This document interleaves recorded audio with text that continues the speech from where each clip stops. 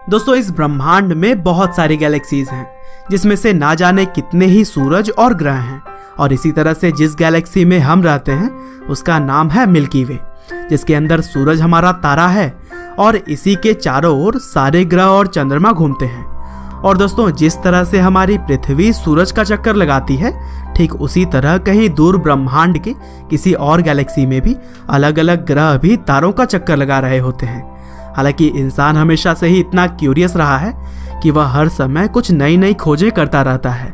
जैसे कि बहुत से लोगों और वैज्ञानिकों का मानना है कि पृथ्वी इंसानों का परमानेंट घर नहीं है।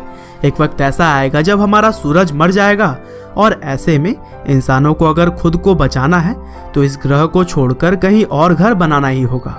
और इसी सोच के साथ ही बहुत से वैज्ञानिक मंगल और चांद पर पानी की संभावनाएं तलाशने में जुटे हुए हैं। लेकिन दोस्तों इसी बीच कुछ वैज्ञानिकों ने एक ऐसा ग्रह ढूंढ निकाला है जो कि हर मामले में ही पृथ्वी जैसा है, क्योंकि यहाँ का तापमान और वातावरण भी पृथ्वी की तरह ही मिलता जुलता मालूम पड़ा है। और दोस्तों लोगों को जीने के लिए यहाँ पर पानी होने की भी बात की जा रही है। जी हाँ दोस्तों, दरअसल जिस ग्रह के बारे में मैं बात कर रहा हूँ उसका नाम है K2-18b, जो कि हमारी पृथ्वी से लगभग 124 प्रकाश वर्ष की दूरी पर है। और इस प्लैनेट को कैप्लर स्पेस टेलीस्कोप से खोजा गया था। दरअसल यह टेलीस्कोप नासा के द्वारा 7 मार्च 2009 को इस मकसद से छोड़ा गया था कि यह पृथ्वी जैसे आकार के ग्रहों की परिक्रमा करके जीवन जीने के लिए उपयोगी खनिज और वातावरण का पता लगाएगा। और फिर लॉन्चिंग के कुछ साल बाद यानी कि 2015 में कैप्लर स्पेस टेलीस्कोप ने पृथ्वी की तरह ही एक और ग्रह की खोज की, जिसका नाम K2-18b रखा गया।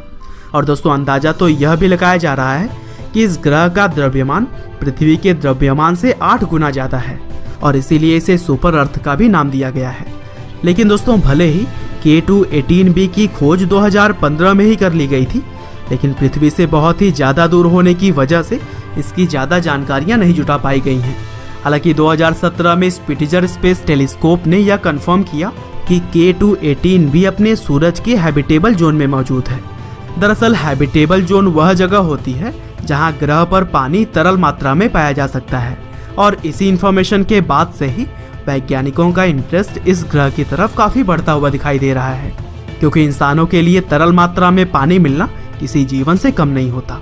और दोस्तों आगे जब वैज्ञानिकों ने और भी ज्यादा पता लगाया तब यह जानकारी मिली कि पृथ्वी से यह कई गुना बड़ा तो है ही, लेकिन साथ ही साथ इसका तापमान भी 0 से लेकर 40 डिग्री सेल्सियस के बीच हो सकता है, जो कि हमारी धरती के तापमान से मिलता जुलता है।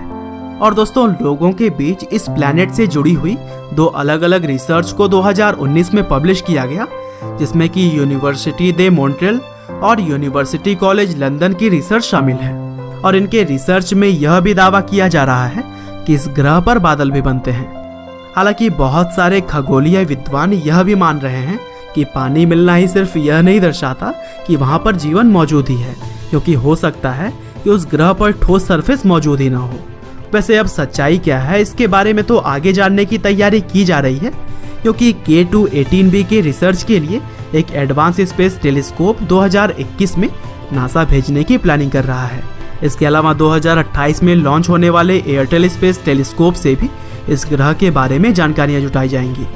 वैसे दोस्तों अंत में बस मैं यही कहना चाहता हूँ कि K2-18b की पृथ्वी से दूरी करीब 124 लाइट ईयर्स है और इतने दूरी को तय करना इंसान के लिए फिलहाल तो नामुमकिन सा है, क्योंकि मान लीजिए अगर किसी सैटेलाइट को भी इस ग्रह पर कैसे भी करके अगले कुछ दशकों में भेज दिया जाए, लेकिन इसके बावजूद इंसानों को यहाँ तक पहुँचने में सैकड़ों साल लग जाएंगे। इसीलिए K2-18b पर घर बनाने के बारे में सोचने से बेहतर यह होगा कि हम अपने घर यानी कि पृथ्वी को ही स्वच्छ रखें, क्योंकि जिस गति से पृथ्वी पर पोल्यूशन बढ़ रहा है उस हिसाब से शायद इंसान K2-18b पर पहुंचने से पहले ही खत्म ना हो जाए। और दोस्तों पृथ्वी को बचाने के लिए आप अपना योगदान पेड़ लगाकर और कम प्रदूषण फैलाकर भी दे सकते हैं। हालांकि वैज्ञानिक लोग कहाँ बैठने वाले, वह तो इस ग्रह का पता अपने स्तर से लगा ही रहे हैं। उम्मीद करते हैं कि आपको K2-18b के बारे में यह जानकारियाँ जरूर ही पसंद आई होंगी। आपका बहुमूल्य समय देने के लिए बहुत बहुत धन्यवाद।